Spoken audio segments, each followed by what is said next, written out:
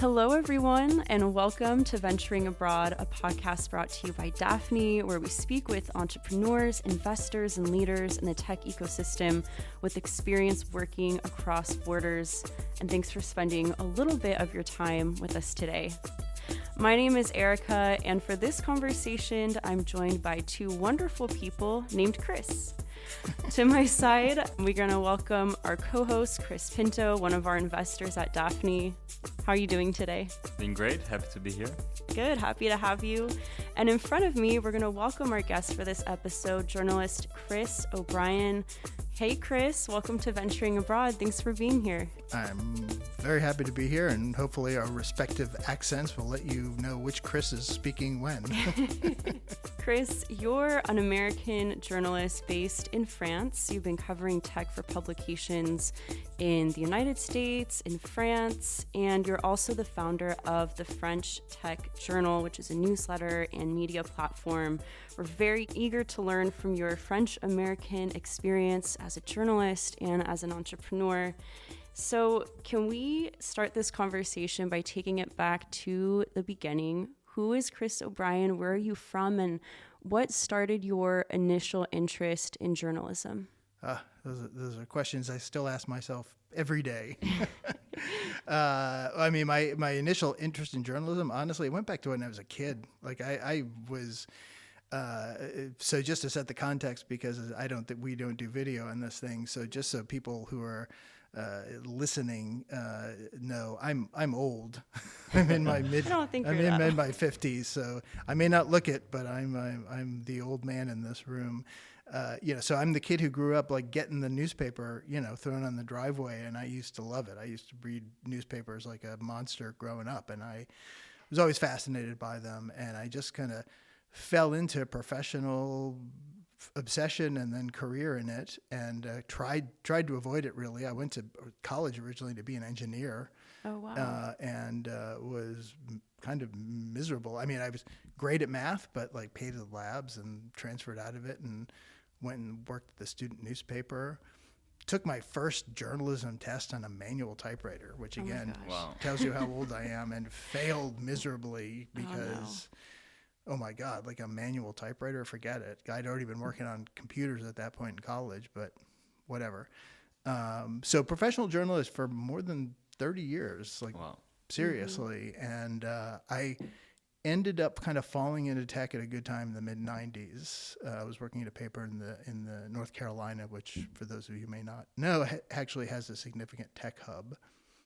And it just happened, of course, then the internet came along. I got recruited to go out to Silicon Valley, and I was out there for about, 15 years working for newspapers. Wow. And, the dot-com bubble, et cetera, just an extraordinary time, the return of Apple, Web 2.0, just an extraordinary moment in history, all the things you can imagine happening. And as life would have it, my wife finished a PhD, got a postdoc in Toulouse, France, and life sort of threw us a curveball. She's American, by the way. We sort of said, okay, let's pack our suitcases, go to France for 3 years for a postdoc, and 11 years later, we are still in France. Toulouse is beautiful. Yeah. Sunshine, red bricks. Yeah. Were you following French tech before you moved out here, or was that something that you took on later? Not at all. So that was 2014. And so, for those kind of tracking, I mean, that was really, nothing to do with me, but just a bit of good timing. I mean, that was really a moment when, lucky for me, when Europe and La French Tech really started to transform. And again, professionally speaking, I was lucky in that there was suddenly more global interest in what was happening here. Mm-hmm. So I got a gig being a European correspondent for VentureBeat, because fortunately people could see what was happening across Europe. People could see that there was a lot of stuff going on. There were significant now amounts of venture. International investors were taking an interest. There was just a lot of stuff. And again, anyone listening to this would be aware of it. I don't have to make that point too hard here.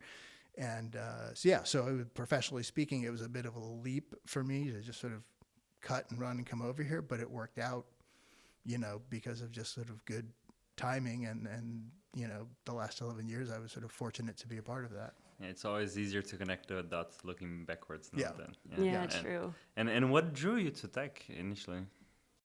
Well, again, it was sort of a bit of fate. It was at point in the mid 90s. Again, if you go back and you think about like where life was, especially in American journalism, it was a very different time. Like covering business, covering tech. If you think about the hierarchy of journalism, those subjects were really pretty low on the hierarchy of what a journalist would do. Most newspapers didn't have a business section. They certainly didn't have a tech section. Even newspapers like the New York Times, I mean, those were kind of subjects that were in kind of the back of the newspaper. Like those were prestige-wise, they were kind of pretty low down. They were not things that you aspired to.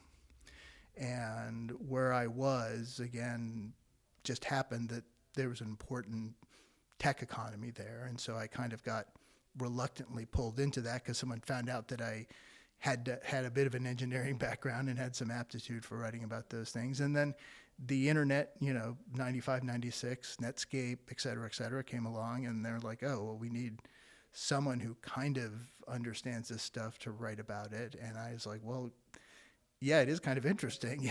There's a lot of stuff going on, and I'm sort of fascinated by it, and I just kind of got pulled into it really by accident. And again, now 30 years later, of course, it's the topic of our times. It's a much more mainstream topic than it was 30 years ago for everybody. But so it's a much bigger topic. Fortunately, again, for me, I was kind of right place at the right time, and it's endlessly fascinating, right? It's not a static thing. It's not like if you're covering local government, it's interesting, but writing about sewer permits or school budgets, it's like those are important topics for sure, but it's kind of the same topic every year. When you first moved to France, what was the biggest culture shock that you faced? I'm sure there were a few, but if there's one in particular that stands out. Oh gosh, so many. I think the hardest one, I don't know if I can articulate this in a short way, but the sense of that there is a right way to do things, and it's kind of your job to figure out what the right way to do things are rather than to question what those things are. We had a sort of strange situation where we needed to put down this massive deposit on an apartment when we first got here, and we had to sign so much paperwork to do that. And we'd already given them the money, so it didn't make sense that we had to spend 7 days signing all this. But at a certain point, we stopped asking why we had to keep signing all this. Like we kept saying, but this doesn't make any sense. Like, why do we have to keep signing more paperwork? You have the money. We just realized, okay, we just have to just keep doing it. Like, it's not serving any purpose to try to understand why. Like, we'll just have to do it. So, okay, we're going to drive ourselves crazy if we keep trying to understand the why of it. Like, our job is to just do the process, and then we'll be calm. So, because their answer is going to be parce que c'est comme ça. Yeah. Because it's like this, and that's it. There's no explanation. So I find over time, like when I'm at the IMPO office or whatever the situation is, if I say, well, you understand this makes no sense, and they'll be like, oh yes, of course. Why is it like this? C'est comme ça. Just like they understand that whatever the process is, like they understand like this makes no sense to do it this way, but this is the way it works. We've all learned to do it like this, so we'll just keep doing it. Adjustment. And it's crazy that in 2025, I've recently moved into France, and just I'm speaking with the person, and I still need to go and send a letter to that person who's in front of me to deal with the problem that I'm speaking with them, and it's quite wild. The amount of subscriptions I have to write a letter to someone to cancel, like a basic online account or something, is like pretty shocking to me.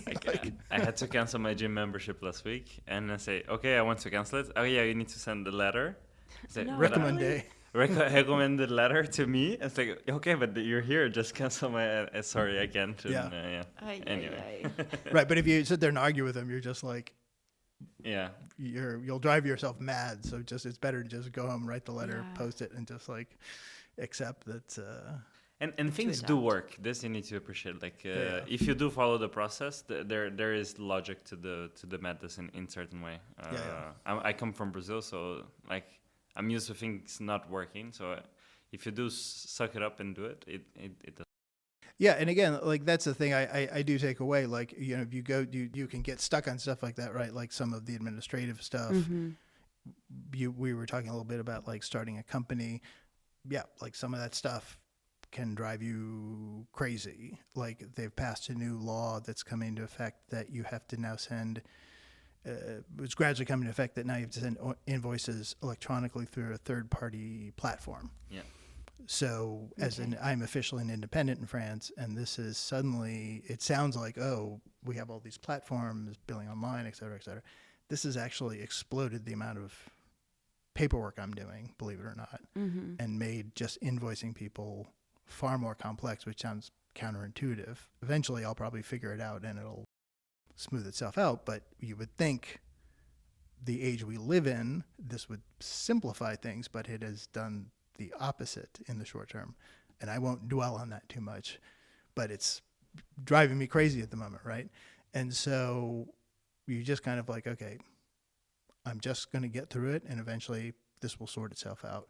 But on the other hand, when I deal with stuff like healthcare, because I still live in two worlds, for family members, I've had to deal with the U.S. healthcare system.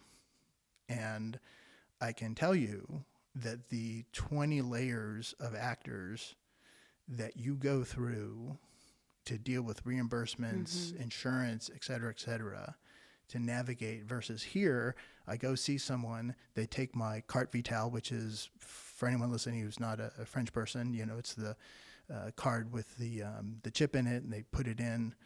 Most times I don't have to pay. If I do pay, it just gets automatically reimbursed. Like it's seamless. Like it works so efficiently. And almost everything is always covered. Like I don't barely think about it except for very rare extreme cases.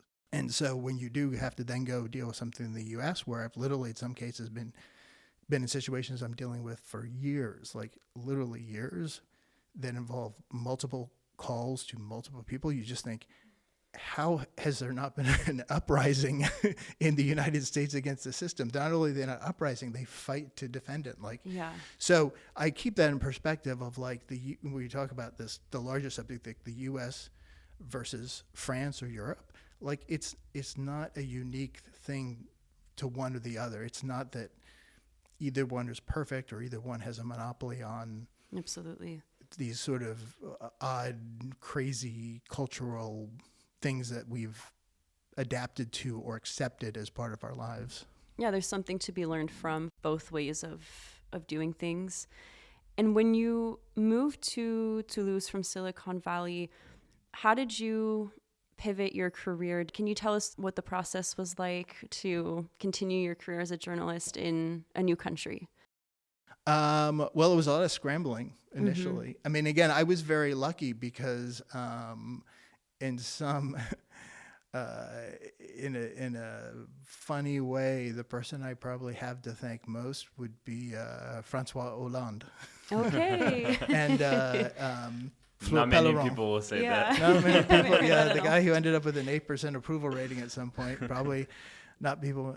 But he had. So again, 2014. I'll get the timeline a little bit wrong, but I think it was 2012, 2013. He had pivoted a bit and started the French official La French Tech mission with Fleur Pellerin. She was digital minister. Again, I'll mess up the timeline a bit. And as part of that, they had hosted a delegation of American journalists. They'd brought them over to try to say, like, hey, we're not these boring old Frenchies who don't understand tech. We have all these plans. We've started this mission. We're getting it together. We're launching all these entrepreneurial programs.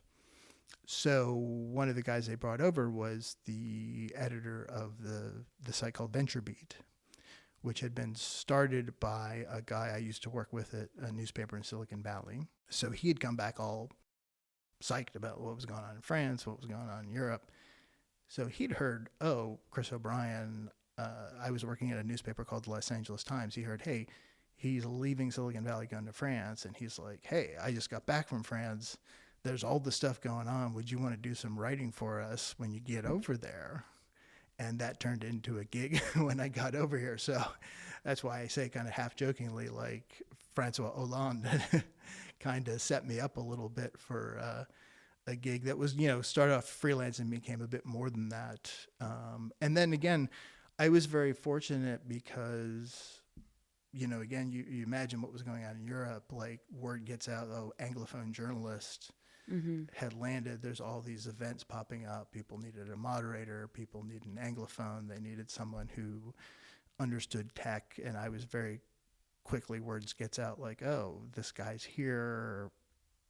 Why don't you come to our conference? Why don't you participate in this event? And so very quickly, people were reaching out. So again, I was fortunate with the timing. I wouldn't say, again, I won't pretend it was super easy. Like it's never easy to start over. You have to start building that network. It definitely is not the same in a place like Toulouse, because we all know at the end of the day, Toulouse is not Paris. No place in France is Paris in terms of the density. It's still small, but there's a good community down there. There's a lot of people interested in entrepreneurship, and I was very welcome down there. And then you worked in the Valley through a lot of cycles, through the dot-com bubble and burst, and through the rise of mobile to the rise of cloud. How does it, and then coming here at the beginning of La French Tech and seeing the explosion, do you think there's a lot of parallels that on like how tech ecosystems rise and develop, or do you think it's very different in the mechanism, and you can see the difference in culture from different ecosystems as well? I think there's definitely parallels. I think this is a important moment in terms of really, I mean, look, if we just want to speak frankly for a moment, this is an important test, I think, for the resilience of La French Tech, because it has been a great 10 years, and it's mostly been kind of up and to the right, as they say, in terms of funding and creation, and things for the most part being a pretty positive story. It's not to say that every company was a success or everything was perfect, because it certainly wasn't. We all knew that there were still challenges out there, things that needed to be addressed, but on the whole, there was a sense of forward momentum. And clearly we can see the last 2 or 3 years, things have shifted. And it's not just in France, by the way. That's true broadly in Europe. That's true in the United States. And we can talk more about that in a second. And so, historically, what you've seen when you look back at Silicon Valley is there are always those moments, those sort of down cycles. And then when you look back on them, you've seen some of the most interesting companies ultimately have come out of those moments. You maybe don't see them in those moments. You maybe don't, when you're in the middle of it, you don't see them because it's a bit of chaos. There's things going around that makes it difficult to really notice those things. But in retrospect, you look back and you think, oh, okay, everything was crashing, but these guys were building PayPal. Yeah. And so, PayPal, it looked like it was in trouble. It looked kind of fringe. There was something else. But now you look back and you're like, oh my God, all these guys who came out of PayPal, like they've gone on to change all the world in all these different crazy ways, right? Like, Google kind of was under the radar for most of the dot-com bubble, kind of came out under that. It was a sleeper company for most of that time. And then afterwards, kind of really came into the public consciousness after that. So it's moments like this where, okay, you've had this great ride. Now we're in a tougher time for sure. There's going to be a lot of sorting out. That's inevitable. And now the question is, how does the ecosystem really adapt to that in terms of both, venture capital, in terms of the startups and the entrepreneurs, and then what comes out of that next? I think that'll be the really interesting story to see. Does it come out more resilient? And what does that next phase look like? What was one of the things that surprised you the most about the French tech scene when you first started covering it? Honestly, it was, still, I think the element beyond the data points, the funding numbers. I think to me, it's the thing that's harder to appreciate from the outside is really the cultural transformation that's happened here. Mm-hmm. So when I left, again, like if you rewind back to 2014, like I knew a handful of French entrepreneurs who I won't name. But, you know, if you go back to 2014, you know, the feeling about the French ecosystem was pretty negative, right? Especially from the exterior. And sort of famously, like the biggest French bashers in the world were often the French. You can say what you want about the English and the British newspapers, et cetera, et cetera. But often the biggest French bashers, especially in the U.S., were the French, right? Like you met French in San Francisco, like, oh, the French, like that's why I had to get out of the French are the worst. Like, you know, they're griping about, and then they would hear, like, oh, you're leaving Silicon Valley. I got the hell out of there. Like I had to escape. Like they're the worst. We're the worst. So we're so bad. And after a couple years, I was here, and we can debate the various merits of the French Tech Mission and the government initiatives and things like that. But more and more, what a couple of cultural things that were interesting, you started to hear and see a lot more people coming back. Mm-hmm. And it's hard to put like a number on it and say, oh yeah, like 25% of all French entrepreneurs came back. But you would hear more and more people saying, you know, oh yeah, I have a desire to come back. I appreciate those other things, the balance of life, the other assets, the things that I can get in France that I can't find in the U.S., the subjective, the softer elements of life that I miss over here. Plus, I have the talent. I feel like I can start a company here. I feel like that's possible.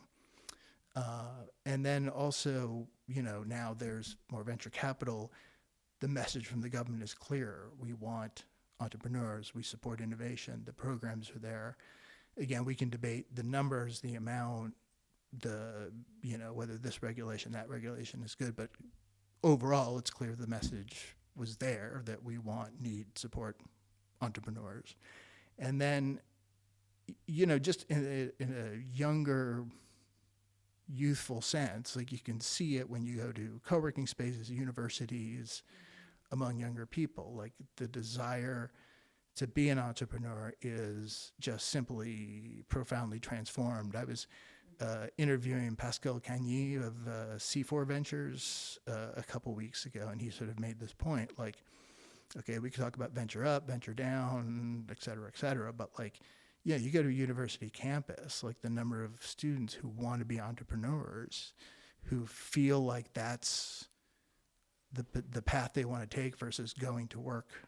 You know, their life goal is to go work for, you know, BNP or the big, you know, top 40 company. Like that ratio has changed, and you can't undo that. You know, in the short term, these numbers bounce around, but that cultural transformation has shifted profoundly. And so, again, it's hard to quantify that from the outside and say, like, oh yeah, 15 years ago, those kids were all being groomed for a lifetime job at a bank or whatever, a functionaire or whatever path they were on, and now they're like, okay, where can I go? And again, it's not 100%, but it's shifted significantly. And once you kind of open that up, it really starts to have a shift. Now, does the whole country feel that? Probably not enough. Obviously, we see other social divides there, but it's a profound transformation on the whole, and I think that will continue. As a journalist, your job is highly cultural dependent, and how did your approach change in reporting about tech in the Valley, where it feels that it's like 80% of the subjects there, and then reporting about tech in Europe? In what sense? And just that it's more... In the sense of, did you change your approach to writing, and what do you consider relevant to report on, or? A little bit yes, a little bit no. You know, when I was initially here working with VentureBeat, for instance, like they had a very specific mandate. Like they were interested in data, automation, AI, for instance. And so I was looking for companies that were kind of fit into that portfolio. You know, when I was in Silicon Valley, I mean, I was very focused on kind of two things. Usually I had a beat, and it evolved a lot over the years, right? Like at any different point, I had a very specific topic I was writing on. Maybe it was cybersecurity, maybe it was social media. For several years, I was like what we call the business columnist. So I was like, writing editorials, opinion pieces. So I was a guy twice a week. I had my picture on top of a column writing an opinion piece about why I thought Larry Ellison was a jerk or whatever, you know. It is, but So, so I was like the opinion guy, giving my opinion on a couple things every week. So that evolved. My last job there was covering Apple. And then also writing larger cultural pieces for, trying to say like, what are kind of larger cultural trends happening in Silicon Valley.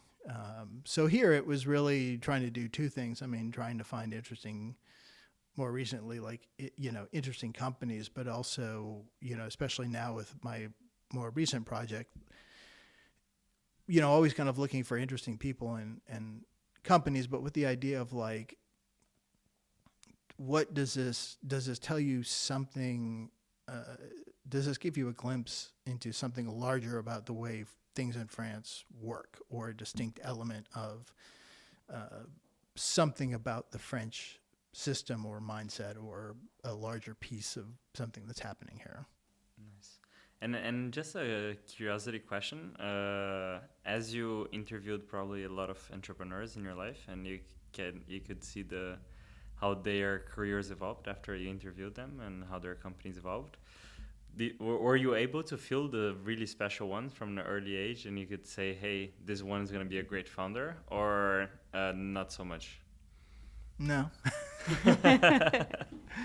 I've never been very good at that, but I've met some ones that, I look back on, and it's just kind of funny. Like I met, I don't know if this will be like a famous name over here, but do you know who Brett Taylor is? Yes, of course. Yeah, from Sierra now. I used to work at Facebook, and so I literally met him. Him and three buddies had started. I'm going to forget the name of it. It was like a early social media company, like a not even a Facebook. It was like some goofy name. It was like a Feed Me or some thing. I don't even remember the name of it. And I went to their office. It was four guys in khaki pants and blue Oxford shirt. Classic Silicon Valley startup in a. You guys have been to Silicon Valley? No, Yeah. I haven't. Okay, so it's. It's architecturally speaking, it's not the most interesting place on the planet. So it's just they're working in a strip mall, right? In an office. Is about the most boring place you could imagine going to visit, and it's just the four of them, with a few computers, and they're working on this thing, and I'm chatting with them, and I was like, oh, this is kind of interesting, and I wrote a column about it. It was basically like some platform that kind of aggregated all your social media feeds, right? So like you could sign up, and again, it's like 2006, like your Facebook and your Twitter, and you sign up, and it would put it all in one thing. And I was like, oh, this is kind of interesting. So you talk to that guy, and it's like I remember I wrote some column like, oh yeah, Yahoo should buy these guys so they could compete with Facebook or something. Mm-hmm. And then I think a few weeks later, like Facebook bought him. Yes. Oh wow. Okay. Brett would go on to become the CTO of he Facebook. became CTO of Facebook, that's right. and then like co-CEO of Salesforce. Yes. And then now he's like, I don't know if he's still chairman of OpenAI. Still chairman of OpenAI. Co-founded Sierra, is worth like $15 billion now. So yeah. So it's like sitting there with him that day, like, would I have guessed like he would be the second coming of like, he's basically, I think I wrote something on LinkedIn once, like he's basically the Zelig of Silicon Valley. Like somehow he ends up being in all the right place, the right like intersections of history with all these big companies. So I would have never I mean, but nice guy and obviously talented. Like, I don't think Yeah. he lucked into it. I'm sure it was, he's smart and deserves his success. But yeah, like sitting there that day in a strip mall, You could not have I guessed. wouldn't have been like, wow, this guy has really got something special going on. He's going to be huge. It's about the power of compounding over time. Yeah. Mm-hmm. What would you say is Silicon Valley's biggest misconception on French tech? I think they probably believe it's all government, that it's all just government money pumping through everything, and then it's all ephemeral, and that it's that there's not much to it really. I think that's their sort of view. I think they know is a bit more than that, because obviously there's people who put money in companies over here. So like on a micro level, they've looked at certain companies like a Mistral or individual companies and said, oh yeah, like that's interesting, we'll give them money. On a more macro level, I think they still, like, they've come a long way. Okay, so when I first came over here, one of my early strange experiences was somehow I got recruited to participate in a conference called the French Touch Conference. So this was, I forget the organization that put it on, but it was a conference in New York organized by some group with the French embassy or consulate in New York. So a bunch of us flew over with the then digital minister, Axel Lemaire. This is like 2016. And so I was going to moderate some sessions at this conference. And so as part of it, they asked me to moderate this roundtable in the morning with her and some New York venture capitalists. And it was basically her trying to pitch them about why they should invest in France. This is like 2016. You imagine, like, it was her and like 20 guys at 8 a.m. super grumpy, and they're just like not having it. Like, we can't fire, and you're overregulated, and France, and you can't fire anyone over there, and everyone is slow, and the French are late. And she's like, she's got her whole pitch, and she's, and I'm sort of moderating questions. And so from that point, but she's basically like, she wasn't begging, but she's basically like trying to give her sales pitch why they should. Obviously, we've come a long way since that, because Absolutely. I would say like a pretty good chunk of those guys in the room probably have invested money in a French company since then. Some of them probably have an office or somebody on the ground in Europe or France since then. But at the same time, I think on a large scale, like, they do still think like, too much regulation. It's still too tough to fire people. Like, it's compared to the US, it's, too many taxes, et cetera, et cetera. So they still think there's like a gap between those things. And then anytime you hear a story about like the recent debate about a tax on the rich here, like whatever is changed in reality, like that just sparks in their mind, like, there go the French again, like they're taxing the rich, they're going to put us in the guillotine if we go, invest in a company over there, like, whatever the reality is, like, it just brings up those stereotypes. So I think those are kind of two things where they think. And again, like, I think it's a bit of hypocrisy there. Like, I think there's a lack of recognition about how much the government does right in the tech in the U.S., but they sort of stuck on that mindset, I think. And what would you say is the biggest French misconception about the U.S. and Silicon Valley specifically? Well, I think, it feels like it's kind of this, it is definitely wide open, but it's pretty cutthroat over there. I mean, it's, sink or swim pretty fast. And, right now, like, again, these things have gone in cycles, right, since I've been here. Right? We were mentioning before about things that changed. So imagining 10 years ago, there's this feeling of all these people coming back. And you've probably you've had these conversations with people, there's this questioning, like, especially young AI founders, like, they're hearing a lot, like, hey, you should get to the US as soon as possible, right? Like, everyone's having that conversation. Let's just be honest for a second. Yes. For a lot of reasons, first customers, money, speed, whatever. fundraising as well. And Right. And the venture model's changing. Lots of things are changing. And you have to be honest about it. You can't, like, I'm bullish on France. I'm bullish on Europe. And at the same time, your obligation, you can't get too stuck in this thinking. You can't be like, your obligation at the end of the day is, it doesn't do you any good to lie to yourself and just be like France first, Europe first, whatever that is, to the point of failure. Okay. So you have to be honest. But the other thing too is, like, you have to be honest in every sense of it. So, like, again, you look at the funding, right? And you think like, oh, the funding numbers, like the gap between the U.S. right now and Europe, like, it's so huge when it comes to AI. Yes, but you have to dig below that and look at, like, okay, a huge part of that is like 5 or 6 companies. Yeah. Okay. And so, right, OpenAI, Anthropic, 3, 4, 5 other 6 companies, they're raising these mega rounds for sure.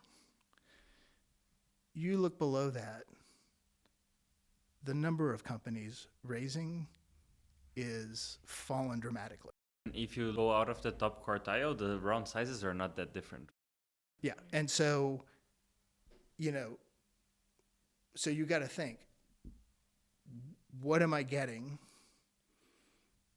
Why am I doing it? There might really be good arguments, and that's like another conversation we can have. And it's the thing, again, you have to look at honestly, like the first customer situation, customers going beyond pilots. Like, there's a lot of aspects. It's not just the money. But if you think, I'm going to get over there to get the first check, the biggest check, whatever, like, you got to really look at those numbers and say, like, okay, what am I going to get? And even if I get those first customers, like, okay, is it just a bunch of other Y Combinator companies that are just going to churn through me because they're all trying everybody else's product, and then in 3 months they're cycled through, and then I'm back to, I have no retention of these people, or I have no network. I'm like, where am I? Because I have no connections. So it's a difficult. It's a more complex. I'm not saying it's a wrong thing to do. I think it's a more complex conversation than most people think it is, and so it's and it's just hard to know, frankly, because again, I think all these elements, the classic venture model, the scaling model, the economics of startups, they're all up in the air in a way they haven't been in a long time. So it's hard to know definitively, like, okay, what is the playbook for these things? Like, whether it's Silicon Valley or Europe, like, you want to say confidently, like, oh, we have the answers. But like, I think anyone who says definitively, oh, we have the answers is probably not someone you should be trusting. It's more like, I want to listen to someone who'll help me think through the questions intelligently rather than just pretend like, oh yeah, we have the solutions, because it's a time for really questioning everything, I think, and trying to understand how to think through all this stuff. You said that you're bullish about France and Europe. Can you elaborate as to why? Yeah, I think it comes back to some of the, at the end of the day, what I think of is like just the raw material, the people here. Again, there's still the challenges, the money, some of the structure, the regulation. But at the end of the day, there's an immense pool of talent and energy and innovation that's going on here. And yeah, I mean, we can look back and say France and Europe has not always been great about providing the right environment for nurturing that in a positive way, or creating the right situation for that to develop here. But it doesn't change the fact that on some fundamental level, it also has some of the baseline elements that have developed that. And so, I mean, just this week, I did a story about this startup called Probable. I don't know if... Oh, I read it this morning. Yeah. So I've known about them for a couple of years, and I've known the CEO, Jan Lachelle, for a few years, going back almost a decade through a few companies. He used to be an executive at Apple. He's been around for a while. So this is a company that the tech they use, and I'm probably going to say the name wrong, Scikit-learn. Scikit-learn. It's one of the fundamental building blocks of modern AI. Mm-hmm. And it was basically built in the 20 years ago by a handful of French guys at INRIA as started out of a Google boot camp and then nurtured at INRIA. And it's just one of the things that all of machine learning, it's just, the whole world of machine learning is built on top of this thing. And I think 3 or 4 of the initial guys, one of them works at, I was looking at what are they doing now? One of them's at Amazon, one of them's at Meta, one of them's at Google, one of them's a co-founder of Probable. So, it's stuff like that where, you think France has had these people, it's had these ideas, it's done this astonishing stuff. No one in the world would give France per se an ounce of credit for having done things like that. And so, okay, so fine, okay, that is what it is. But again, it has those institutions, it has those people.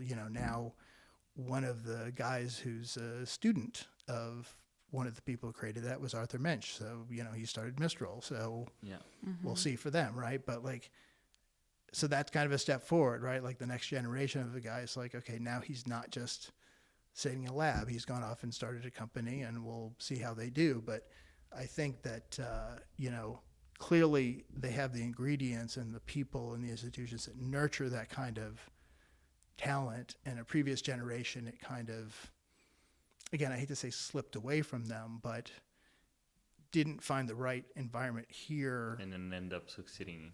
To start an Amazon or a Meta, they went somewhere else and worked for those companies. Now, at least some of them are staying here and saying, okay, we can try to do those things here. So it's clear the country has the talent. It has the people to do it.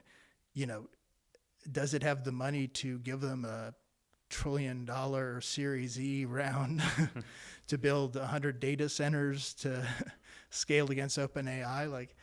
That's going to be tough to come up with, but Yeah, but if you think of it, and we're seeing a bit on the AI race on China versus the US, on how some Chinese labs that have less capital have developed more elegant and more efficient algorithms because of the constraint of capital. And maybe actually not having access to unlimited capital, it's a superpower and a silver lining for Europe. And maybe switching a bit the subjects, but speaking of still sticking on AI,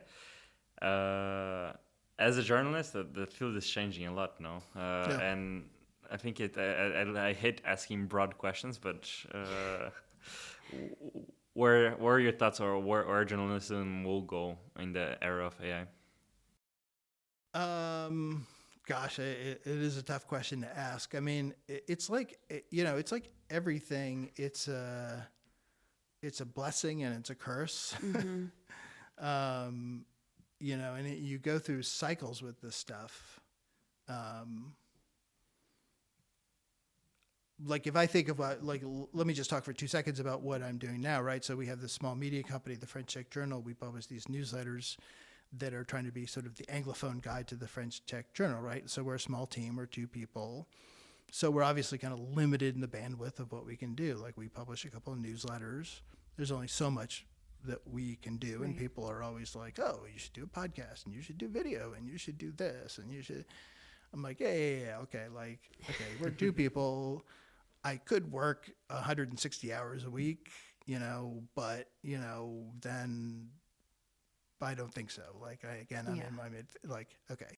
So a few years ago, I started using Otter AI. Mm-hmm. Okay. So again, as an old journalist, this was a dream come true, right? I was, again, a person who, in my newspaper job, I had filing cabinets full of reporter's notebooks because I was taking notes by hand, and I would save hundreds and hundreds of notebooks for years, right? Wow. and you take all these notes, you come back from an interview and you're trying to transcribe them by hand. You would use a recorder every once in a while, but you don't have, you're doing 6 interviews for a story. Like, you can't sit there and transcribe 4 hours of that. I mean, it just doesn't scale for doing 3 or 4 stories a week. Like, forget it. Like, that's, maybe if you're going to interview the president of the United States, okay. Otherwise, forget it. Now it's like, okay, I call you on the phone, I'm recording it, I drop it in Otter, bam, I have this thing, I copy paste. I mean, that's like a game changer, and kind of like, okay, suddenly, it's not writing the story for me, but like, oh my gosh, I have a transcript of my interview. Like, I am so much more efficient like that. So clear cut, huge efficiency game, no question. So you go from that to like, okay, now all these other tools, like, oh, well, you can do graphics and carousels and little video clips and all this other stuff. Like, normally I don't do any of that stuff. Like, should I be doing that stuff? Should I be doing automated avatars? Should I be doing... Normally I don't do that stuff. So it's like, do you add that into your workflow? Like, that stuff doesn't work perfectly. So if you get in a rabbit hole of trying to do all that stuff, it sounds like it's automated, but it's not really automated. And then you spend all this time trying to get it right. And so then you've lost all this time, like automating your sales outreach, like doing your CRM stuff. Like, did I really save any time doing all these things? Like, or did I start doing all the stuff I would normally do because I thought I could build it in? So I struggle with that all the time. Like, what is really saving me time? What's not saving me time? What's really giving me ROI versus what's just sucking away time trying to figure out whether I can get it to work. And I have to believe that's true for a lot of people, whether it's a coding tool, whether it's something else. Like, did this really improve my productivity? Did it just only get me 80% I wanted? And I spent so much time trying to actually get it right that redoing the prompt, debugging it or whatever, like, then I just ended up doing a thing that I wouldn't have done in the first place. And then I think, again, it's a lot of work. And then, this stuff hallucinates. Like, I do use it to like make outlines of stuff, but I do find also if I put a transcript and stuff, like it does make up quotes all the time. Like, yeah, I know that I could record if you gave me a recording and I put it in Claude, it will give me quotes of myself making up quotes. I'll say, like, don't make up quotes. It'll make up quotes of me. Wow. And I'll say, hey, did you make up that quote? And it'll say, no, I didn't make up quotes. And I was like, are you sure? And I'll be like, oh, good catch. Like, yeah, I made up quotes. Like,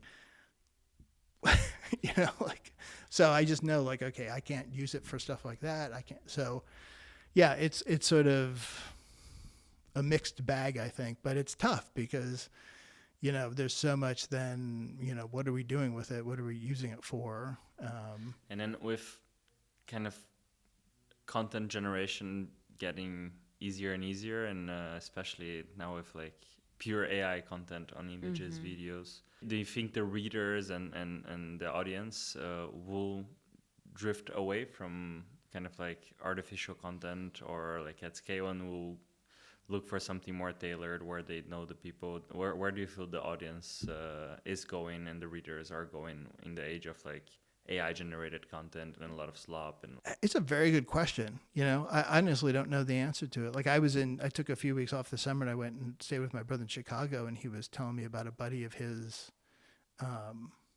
We were talking about this idea that, and I'm sure you guys feel this as well. Like, at this moment with AI stuff, it's so hard to keep up with the onslaught of news. It just feels like if you take 2 days off, like you've missed 100 announcements of like everything, and suddenly you're like, exhausting. Wait, I missed 6 models of Claude. Like, what's going on? Like, which one do I go in Claude? Like, which of these do I use? Like, what's going on? Like, wait, Anthropic? And so he was talking about, oh yeah, I have a buddy, like he just copies them all into Google Notebook LLM or whatever it's called, and then he generates podcasts, and then he listens to the podcast to do like a news summary when he's in the car. And I'm like, oh, okay, like that's a use case I hadn't thought of. And he's like, I've got my daily shot of news podcast based on my feed of whatever 20 news thingies, and I was like, okay. And I assume that's mostly accurate, but like, who knows? Like, I don't know. I played with that tool a little bit. I found when I look at our logs, ChatGPT and Perplexity are two of our top 5 sources of web traffic now. And so when I get little notifications about like, where did this person come sign up? Like ChatGPT is top 5. GEO and so I haven't even had taken the time now, like, okay, how do I optimize for ChatGPT? Like, what do I even, is that a thing? Do I have to learn that before I retire? Like, what do I even do to like optimize for that? Like, oh God, like, can't I just retire before? You start by saying please and thank you to ChatGPT. So yeah, it's stuff like that. I mean, it's just hard to think about, like, okay, how will they consume it? And, are we just going to end up with like machines talking to machines? Like, if I write a 20-page report on, Daphne VC's year and whatever, then send it out as someone, it's like every time you open up a PDF now, like Adobe says, this looks pretty long. Like, do you want me to just summarize it for you? Like, am I wasting my time writing a sector report for someone? Like, because Adobe's just going to say, it's not worth your time to read it. Let me just give you the 5 takeaways. Like, to be honest, Gmail is against my French learning journey, because now whenever we do French emails, Gmail say, this looks like it's in French. Do you want me to translate in English for you? Yeah. Like, why should I spend all this time at Canva trying to make all this nice little thing, and someone's going to open it on Adobe and like, let me give you the 5 takeaways of this. Like, I should just send you an email with 5 takeaways and we're all done with everything, and stop kidding ourselves that any of this Stick is... with the bullet points. Yeah. Well, as we come towards the end of our conversation, we'd love to ask you just a few fun questions. These have all been fun questions. Good. No, I'm glad. But less, I guess, focused on tech. You've been in France for quite a while now. What's your favorite corner of the country that you visited? Oh, we're big fans of, I don't know what name will most resonate to listeners, but the Gers, or Gascony, the area west of Toulouse. But that's Beautiful. Our little dream, to get a country house west of Toulouse. And you're heading towards the Basque Country and closer to, right? Yeah, well, like, straight out west from Toulouse. Like, the Gers is the département west. So Toulouse is in the Haute-Garonne département. So if you go west, it's Gers, Gers, and that's sort of the classic Gascony, Gascon region. So that's where the 3 Musketeers are from. You'll find lots of statues of them there, even though they're traitors to France, but that's another story. And yeah, it's like super rural, Armagnac, like very mellow region, wonderful people. It's slow, southern, wonderful, sunny region. We love it down there. I haven't been. I'll have to check it out. And then do you see yourself in the long run in the more calm region, sometimes coming to Paris, or do you see yourself more towards the metropolis and using those as a getaway?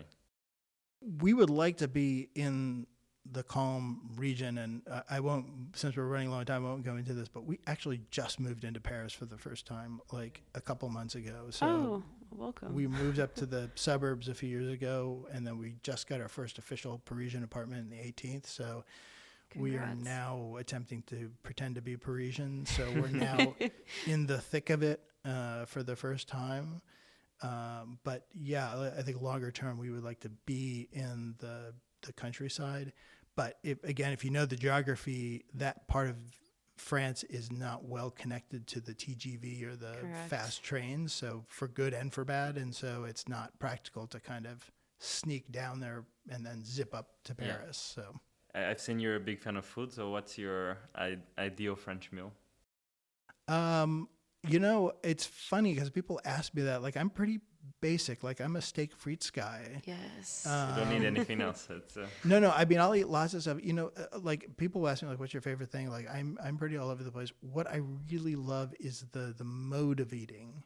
It's the whole idea that it's like this social occasion. It's that you are there to really, when you go out, it's like about sitting for 3 hours and being in the meal and just, it's an occasion unto itself, that it's 2 or 3 courses that you're kind of sitting there to enjoy it as an experience, whether it doesn't have to be a Michelin thing. It doesn't have to be like a gourmand thing. It's like, it can be a brasserie or whatever, but it's, even if it's like a lunch thing, it's like, I appreciate that, it's, for me, that's the real joy of it. Like, it can be something pretty basic, but that's what I really love about it.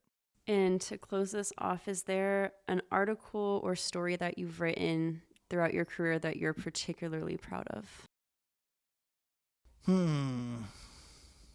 Gosh. Yeah, there are a lot of them, actually. I'd have trouble picking just one. Should we go with tech or non-tech? What do you think, Chris? Let's do one of each. Okay. I like that. There was one I wrote at the kind of peak of the .com bubble about the .com party scene. That was a lot of fun. Okay, that's nice. And it was about just a lot of research. Right before the bubble popped, I spent a week just going to .com bubble parties. Oh my gosh. Following this young woman whose whole job was, she was like a social, you think a little bit about the Sex in the City, right? Her job was like chronicling herself as like a gossip columnist of like the .com party scene. And it was just like capturing this moment of complete peak bubble San Francisco at that moment of time where you go to like the Ask Jeeves startup party and Elvis Costello is like playing, at the, the house party for this San Francisco startup. Like, it was just, that's crazy. Such a fun, moment in time. And then literally days later, like the market was just washed it all away. Gosh, before that, the most exciting thing for me was very early in my career. I was, this would have been, well before your guys' time, I think. But the thing that kicked off my career was actually covering the it's not a happy story, but the murder of Michael Jordan's father. Oh, it's kind of a heavier story. It's not a fun story, but it was the thing that kind of launched my career. Right, because that was in North Carolina, right? No. Which is where, okay. I was a part-time reporter, and I was kind of trying to get on with someone, and I was sort of sent to, as we would say, babysit a story, because I didn't think much was going to happen, and it turned out they arrested these guys, and they just happened to be there, and then things kind of took off, and yeah. You've had quite a career, breaking a lot of different stories. Yeah. So that was before I got into tech, and so I was doing cops and courts and old-fashioned stuff, and that was, Great. Awesome. Well, thank you so much, Chris, for joining us today, for sharing with us your experience as a journalist in the U.S. and France and your observations. This was super interesting, and thank you, Chris Pinto, for joining the conversation. Yeah, it was a pleasure. Pleasure.